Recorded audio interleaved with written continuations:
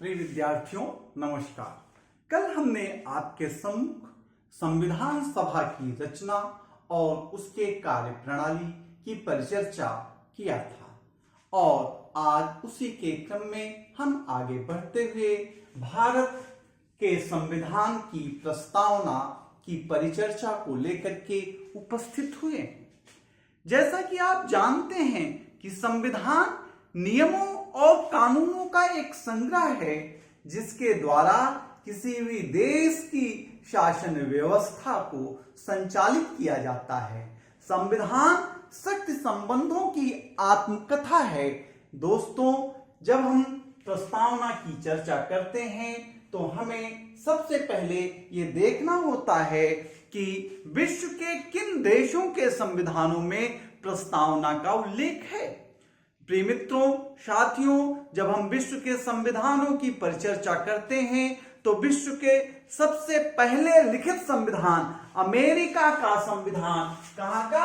America का संविधान है, उसमें प्रस्तावना का उल्लेख मिलता है। और हमें प्रस्तावना का उल्लेख संयुक्त राष्ट्र संघ के चार्टर में भी मिलता है। संयुक्त राष्ट्र का चार्टर कहता है कि B the people of United states. तो हम अमेरिका के संविधान में प्रस्तावना का उल्लेख पाते हैं, हम संयुक्त राष्ट्र संघ के चार्टर में प्रस्तावना का उल्लेख पाते हैं, हम ऑस्ट्रेलिया के संविधान में भी प्रस्तावना का उल्लेख पाते हैं। भारत के संविधान में जो हम भारत के लोग हैं ये यूएन चार्टर या यूएसए के चार्टर से प्रेरित बताते हैं, लेकिन कतिपय विद्वानों का मानना है कि जो भारत की संविधान की प्रस्तावना है ये ऑस्ट्रेलियाई संविधान की प्रस्तावना के ज्यादा निकट है। प्रिय विद्यार्थियों, अब समस्या आपके सामने आ रहा होगा कि ये जो प्रस्तावना का मटेरियल है, इसके जो तथ्य हैं, ये कहां से प्राप्त हुआ, किसने प्रस्तुत किया। जैसा कि कल हमने अपने वीडियो में आपको ये बतलाया था कि संविधान सभा ने संविधान पर औपचारिक कार्य कब शुरू किया? 13 दिसंबर 1946 को। किस बात से चालू किया? जवाहरलाल नेहरू के उद्देश्य प्रस्ताव के भाषण से।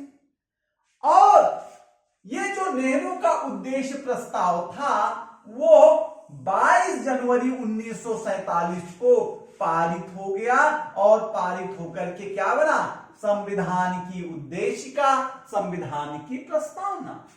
प्रिय विद्यार्थियों, किसी भी देश के संविधान की प्रस्तावना या किसी भी चीज की प्रस्तावना से हमें क्या पता लगता है?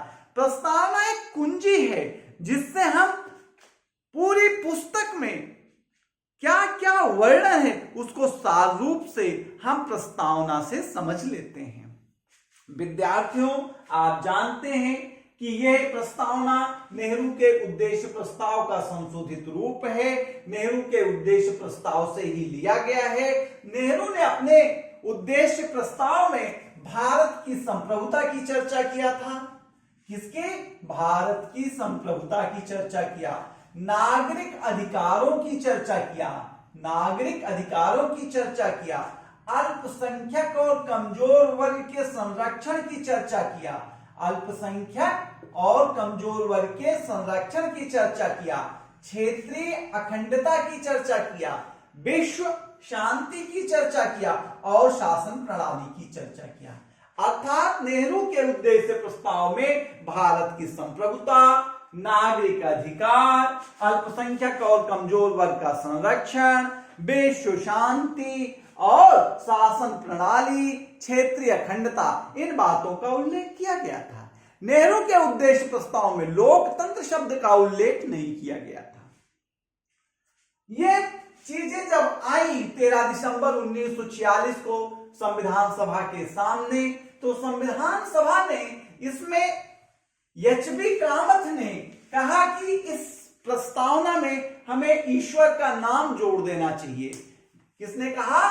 एच.बी. कामत ने कहा हमें इसमें क्या जोड़ना चाहिए? ईश्वर का नाम जोड़ देना चाहिए। लेकिन इसका विरोध हुआ, 68 लोगों ने इसके विरोध में मतदान कर दिया। परिणामतः यह ईश्वर का नाम नहीं जोड़ा जा सका। लोगों ने कहा कि आप आस्था को इसमें न लाइए, और तब एच.बी. कामत ने गुस्से में कहा यह आज संविधान सभा का काला दिन है।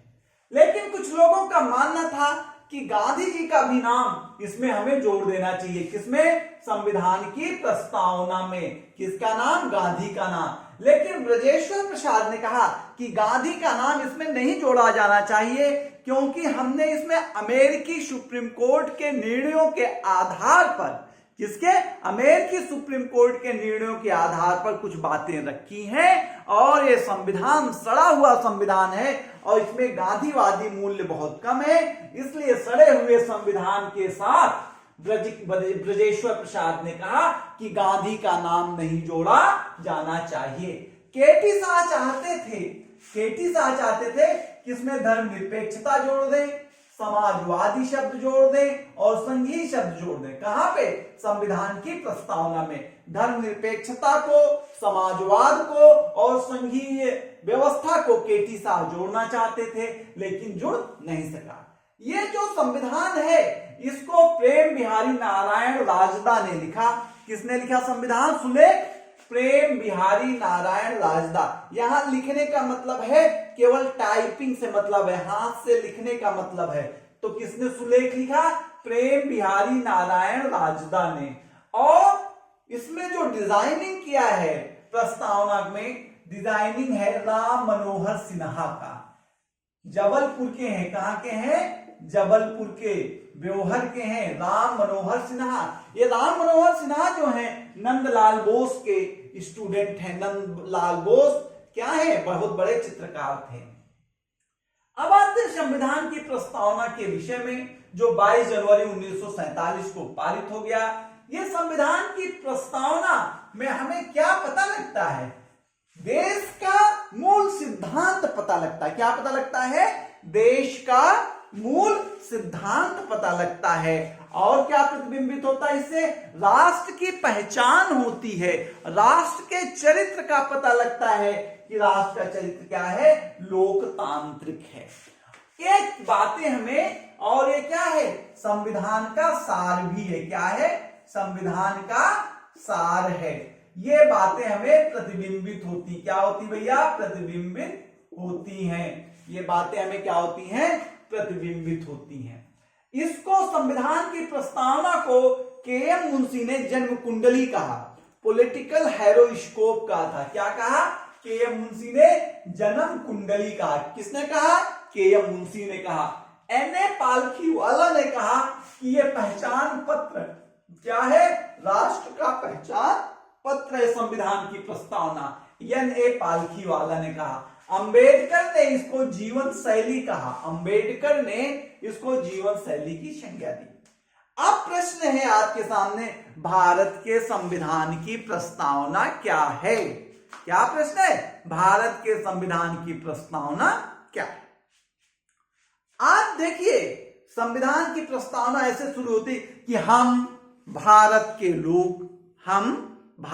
लोग, भारत को संपूर्ण, क्या? संपूर्ण प्रभुत्व संपन्न, समाजवादी, पंथ निरपेक्ष, लोकतंत्रात्मक गणराज्य बनाने के लिए, हम भारत के लोग भारत को संपूर्ण प्रभुत्व संपन्न, समाजवादी, पंथ निरपेक्ष, लोकतंत्रात्मक गणराज्य बनाने के लिए तथा उसके समस्त नागरिकों को सामाजिक, आर्थिक, राजनीतिक न्याय, विचार, अभिव्यक्ति, विश्वास, धर्म एवं उपासना की स्वतंत्रता, प्रतिष्ठा और अवसर की समता प्राप्त कराने के लिए तथा उन सब में क्या करने की? राष्ट्र की एकता और अखंडता को सुनिश्चित करने वाली, बंधुता, व्यक्ति की गरिमा एवं राष्ट्र की एकता और अखंडता को सुनिश्चित करने वाली, बंधुता बढ़ाने के लिए बंधुता बढ़ाने के लिए संकल्पित होकर अपने इस संविधान सभा में क्या करें, आज तारीख 26 नवंबर 1949 मिति मार्गशीर्ष शुक्ल सप्तमी विक्रमी 2006 को एतद द्वारा अंगीकृत, अधिनियमित और आत्मार्पित करते हैं। संविधान की प्रस्तावना को जब पढ़ते हैं तो दो बात को आप पढ़ना, एक शुरुआत और एक नीचे।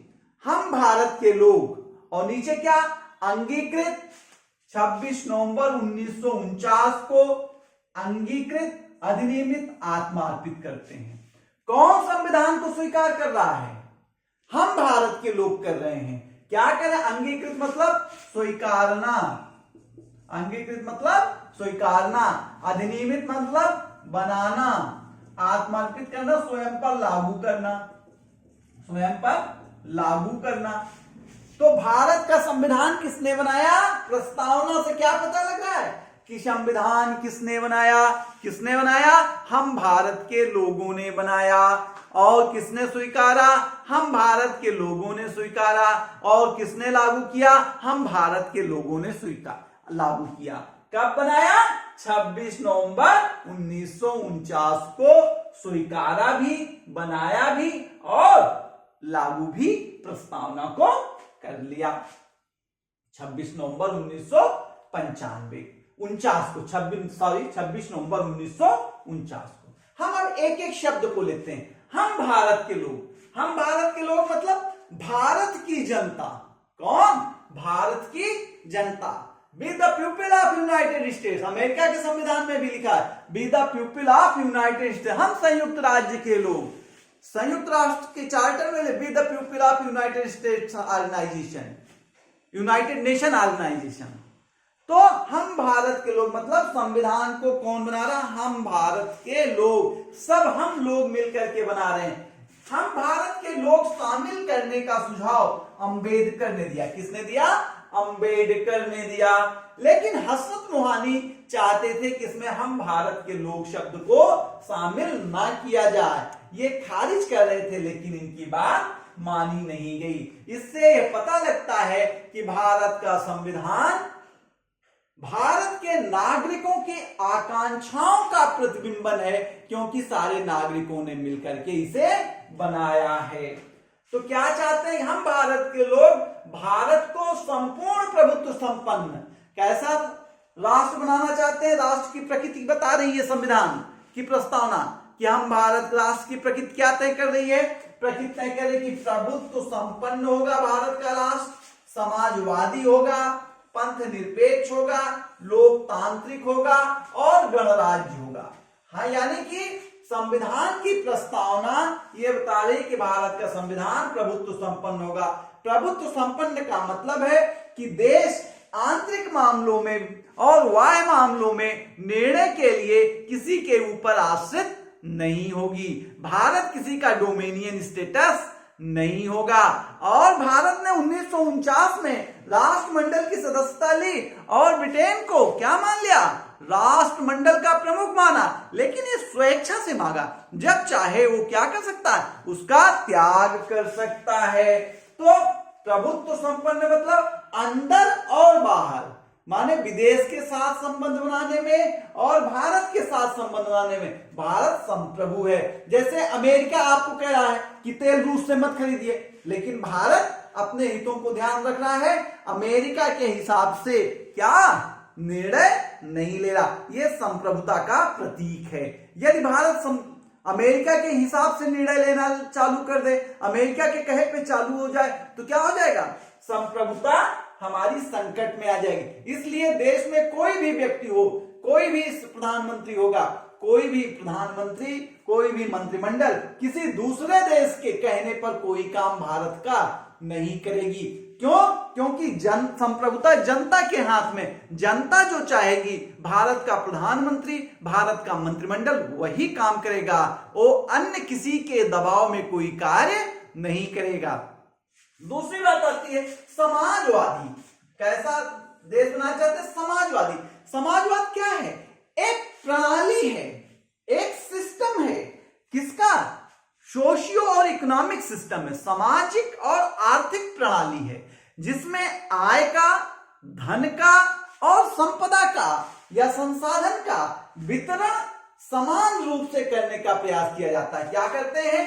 धन का, संपदा का और अवसर का समान वितरण का प्रयास किया जाता है।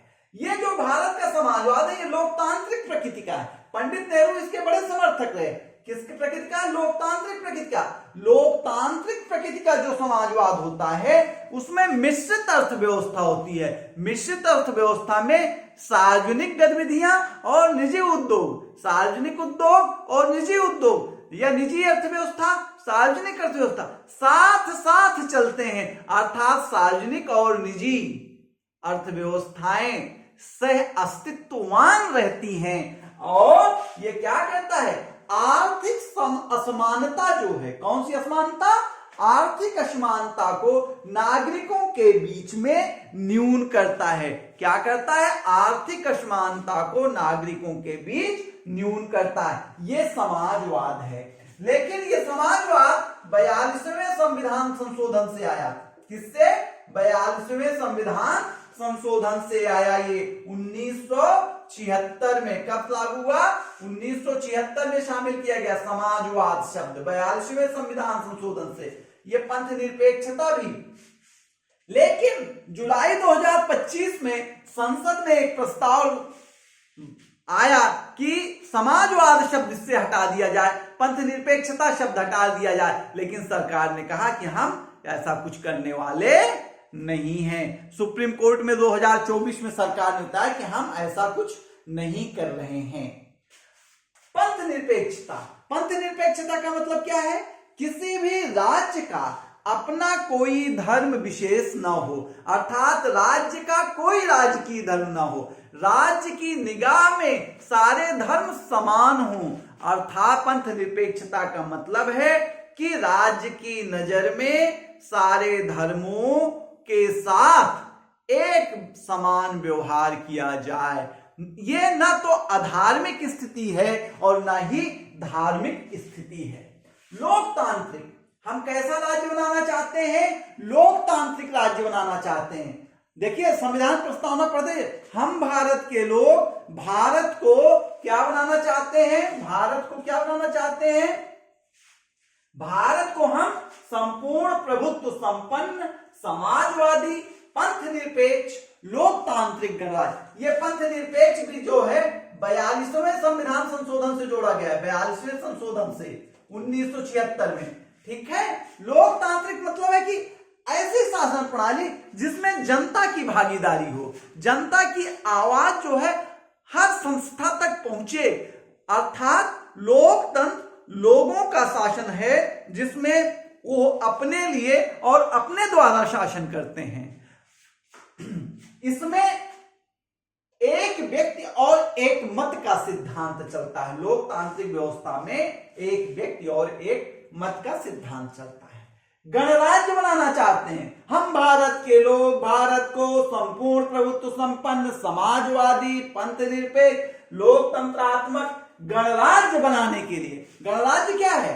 गणराज्य एक ऐसी शासन प्रणाली है जिसमें किसी भी ऐसे वर्ग का व्यवस्था नहीं होती जिसको कोई प्रिविलेज प्राप्त हो, विशेषाधिकार प्राप्त हो। अर्थात संवैधानिक प्रमुख का जो पद है, अर्थात राष्ट्रपति का पद है, वो सभी नागरिकों के लिए खुला हो, अर्थात ओपन टू ऑल हो। यदि उस पद की योग्यता कोई भी क्या कर रहा है, प्राप्त कर रहा है, तो वो चुनाव लड़ करके वो उसकी जो शर्तों को पूरा करके क्या बन सकता है? संवैधानिक प्रमुख बन सकता है। तो गणराज्य में विशेषाधिकार वर्ग नहीं होता है। अब हम ये क्या बताए आपको? हम बताए संविधान की प्रस्तावना राज्य के लिए क्या क्या, राज्य के लिए क्या क्या प्रकृति निर्धारित करती है। क्या प्रकृति निर्धारित करती है? कि राज्य जो है, भारत जो है संप्रभु होगा, समाजवादी होगा, पंथ निरपेक्ष होगा, लोकतांत्रिक होगा और गणराज्य होगा। ये प्रकृति है। संविधान की प्रस्तावना जो है अपना उद्देश्य भी बताती है कहते हैं कि हम भारत के लोग भारत को संपूर्ण प्रभुत्व संपन्न समाजवादी पंथ निरपेक्ष लोकतंत्रात्मक गणराज्य बनाने के लिए तथा क्या कर रहे हैं, उसके समस्त नागरिकों को, किसको, उसके, किसके, भारत गणराज्य के, क्या, किसको, नागरिकों को, कितने नागरिकों, समस्त नागरिकों को क्या देना चाहते हैं, सामाजिक न्याय, सामाजिक आर्थिक राजनीतिक न्याय देना चाहते हैं, विचार अभिव्यक्ति विश्वास धर्म और उपासना की स्वतंत्रता देना चाहते हैं, प्रतिष्ठा एवं अवसर की समता देना चाहते हैं, राष्ट्र की एकता और अखंडता को सुनिश्चित करने वाली बंधुता बढ़ाने के लिए संकल्पित होना चाहते हैं। तो क्या उद्देश्य है, न्याय देना उद्देश्य है, स्वतंत्रता देना उद्देश्य है, समानता देना उद्देश्य। न्याय कैसा, सामाजिक न्याय। सामाजिक न्याय का तात्पर्य है जाति के आधार पर, धर्म के आधार पर, लिंग के आधार पर, नस्ल के आधार पर, रंग के आधार पर किसी प्रकार का भेदभाव ना किया जाए, अर्थात सभी नागरिकों के साथ समान व्यवहार संचालित किया जाए। सभी नागरिकों के साथ क्या किया जाए, समान व्यवहार प्रतिपादित किया जाए।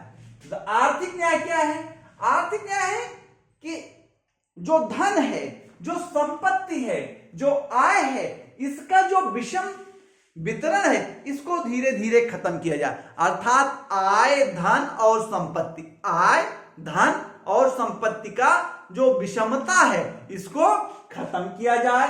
समान काम के लिए सबको समान वेतन दिया जाए और आर्थिक कारणों से लोगों के साथ भेदभाव ना किया जाए तथा कोई व्यक्ति ऐसी स्थिति में ना हो कि अपने आजीविका के लिए किसी के पास अपने को गिरवी रखते।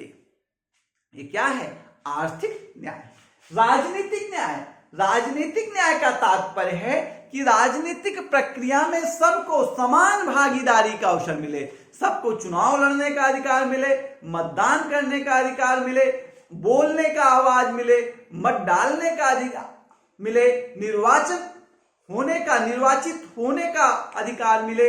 इस प्रकार के जब अधिकार मिलते हैं तो हम उसको क्या कहते हैं, राजनीतिक न्याय। कुल मिलाकर के इसका तात्पर्य है राजनीतिक प्रक्रिया में भागीदारी का सबको अवसर मिले। तो न्याय, तीन प्रकार के न्याय देने की बात प्रस्तावना करता है। कौन कौन से न्याय, ये सामाजिक न्याय, आर्थिक न्याय और राजनीतिक न्याय।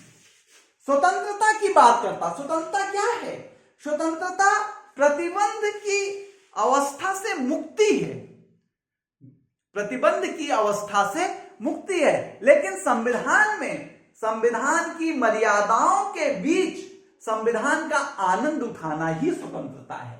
ये कौन सी स्वतंत्रता देना चाहते हैं, विचार की स्वतंत्रता, अभिव्यक्ति की स्वतंत्रता, विश्वास की स्वतंत्रता, धर्म की स्वतंत्रता और उपासना की स्वतंत्रता। आप देखिए, कहते हैं कि पहले आपको कुछ सोचने की स्वतंत्रता होगी, आप सोच सकें, जो सोचें उस पर बोल सकें, जो सोचें उसको बोल सकें, जो बोल सकें उस पर अपना विश्वास कर सकें, जो विश्वास कर सकें उसको धारण कर सकें और जो धारण करें उसकी पूजा भी कर सकें। अर्थात सोचने की, बोलने की, विश्वास करने की, धर्म करने की और पूजा करने की स्वतंत्रता मिलती है। समानता की बात करता है, कैसे, हम भारत के लोग भारत को संपूर्ण प्रभुत्व संपन्न समाजवादी पंथ निरपेक्ष लोकतंत्रात्मक गणराज्य बनाने के लिए तथा उसके समस्त नागरिकों को सामाजिक आर्थिक राजनीतिक न्याय विचार अभिव्यक्ति विश्वास धर्म एवं उपासना की स्वतंत्रता एवं प्रतिष्ठा एवं अवसर की समता क्या देना चाहते हैं, दो, प्रतिष्ठा की और अवसर की समता। समानता क्या है, विशेषाधिकार, यानी किसी व्यक्ति को कोई विशेष अधिकार की अनुपस्थिति ही क्या है, समानता है। अर्थात सबके साथ समान व्यवहार। क्या करना चाहते हैं, प्रतिष्ठा सबको समान देना चाहते हैं और अवसर भी समान रूप से सबको उपलब्ध कराना चाहते हैं। ये बात कौन कह रहा है? भारत का संविधान कह रहा है। और अब क्या कहना चाहते हैं? भ्रातृत्व को बढ़ाना, बंधुत्व के लिए। बंधुत्व के लिए क्या है? एक भाईचारा है। आप एक बात और जानिए, ये जो सामाजिक और आर्थिक न्याय है संविधान प्रस्तावना में, ये रूस से लिया गया है। सामाजिक और आर्थिक न्याय रूस से लिया गया है। और स्वतंत्रता, समानता और भ्रातृत्व ये फ्रांस से लिया गया है। स्वतंत्रता, समानता और भ्रातृत्व फ्रांस से लिया है। तो भ्रातृत्व के लिए क्या चाहते हैं? ये चाहते हैं कि नागरिकों में भाईचारा बढ़े। और नागरिकों में भाईचारा कैसे बढ़ सकती है? एकल नागरिकता से बढ़ सकती है, इसीलिए एकल नागरिकता दिया गया। और भाईचारा को सुनिश्चित करने के लिए दो बातें हैं। एक तो है क्या? एक तो है राष्ट्र की एकता और अखंडता, और एक है व्यक्ति की गरिमा। व्यक्ति की गरिमा और राष्ट्र की एकता। राष्ट्र की एक, व्यक्ति की गरिमा क्या है? हर आदमी को सम्मान मिले। हर आदमी को क्या मिले? सम्मान मिले।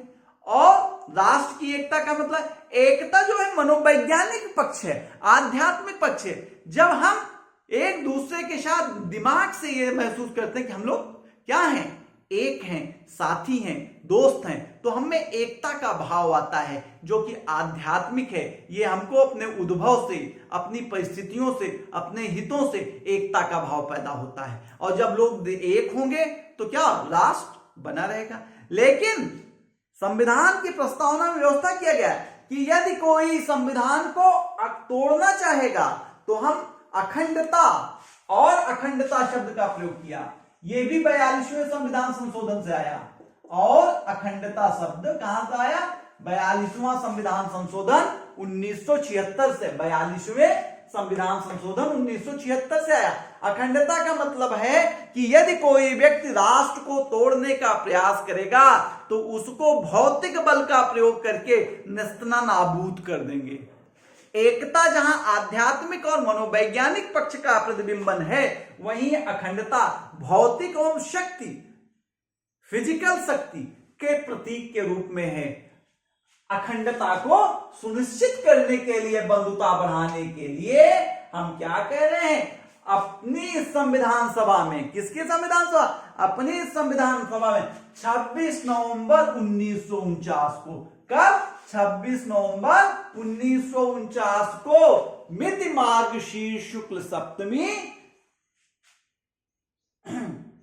द्वारा अंगीकृत, अधिनियमित और आत्मार्पित करते हैं। यानी 26 नवंबर 1949 को संविधान की प्रस्तावना को हम स्वीकार करते हैं। कौन स्वीकार करता है? भारत की जनता। हम भारत के लोग क्या हैं? संप्रभुता का प्रतीक है। किसका? संप्रभुता का प्रतीक है। कौन संप्रभु? भारत की जनता, अर्थात भारत का संविधान। अब हम देखते हैं सुप्रीम कोर्ट के कुछ निर्णय। बेरुबारी केस में आया प्रकरण, क्या भारत का जो संविधान की प्रस्तावना है संविधान का हिस्सा है या नहीं है? तो बेरुबारी केस 1960 में सुप्रीम कोर्ट ने कहा कि संविधान की प्रस्तावना संविधान का हिस्सा नहीं है, लेकिन संविधान की व्याख्या के लिए संविधान की प्रस्तावना का सहारा लिया जा सकता है। ये किसमें आई बात? बेरुबारी केस 1960 में। दूसरा, केशवानंद भारती केस 1973।